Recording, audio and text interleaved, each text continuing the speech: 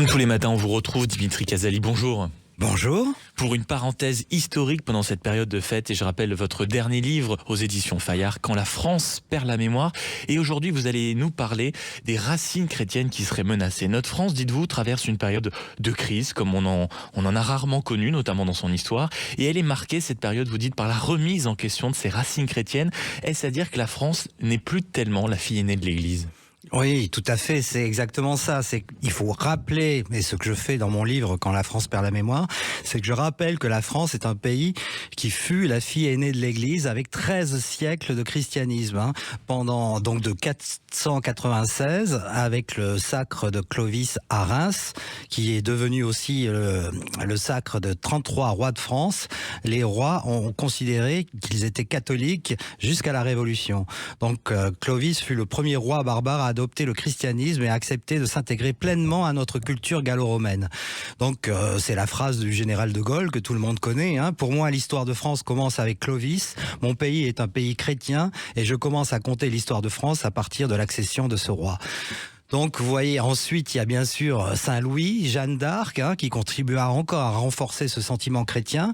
Jeanne d'Arc, il faut le redire, c'est le symbole de la résistance populaire pendant la guerre de 100 ans, contre l'envahisseur anglais.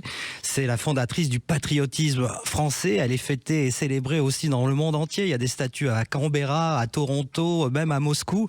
C'est la fameuse phrase de Jules Michelet qui dit « Souvenons-nous toujours, Français, que la patrie chez nous est née du cœur d'une femme, de ses larmes et de son sang qu'elle a donné pour la France. » Donc malheureusement, elle est devenue, enfin malheureusement entre guillemets, sainte catholique. Et depuis ce jour-là, effectivement, il y a un rejet, il y a une critique, puisque aujourd'hui, vous savez, elle est rejetée puisqu'elle est vue comme l'égérie du Front National.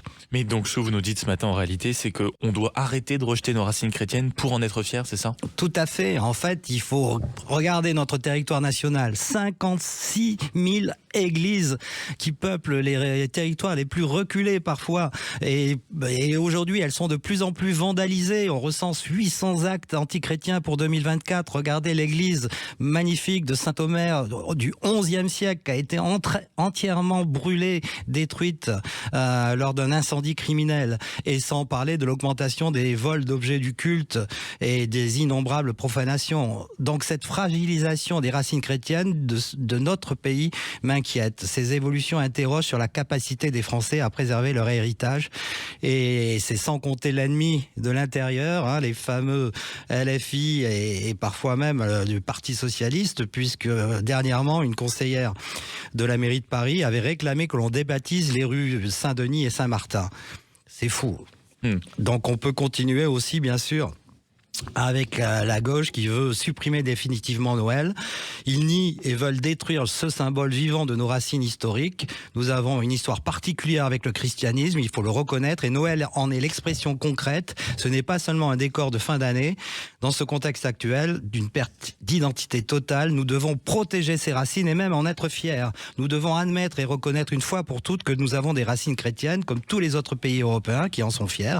Et bien sûr, je dirais même que la religion chrétienne est peut-être la plus ouverte et la plus tolérante au monde. Et ça, il faut le redire aux Français. C'était les grands tabous de l'histoire de France par Dimitri Casali. Merci beaucoup d'avoir été avec nous ce matin.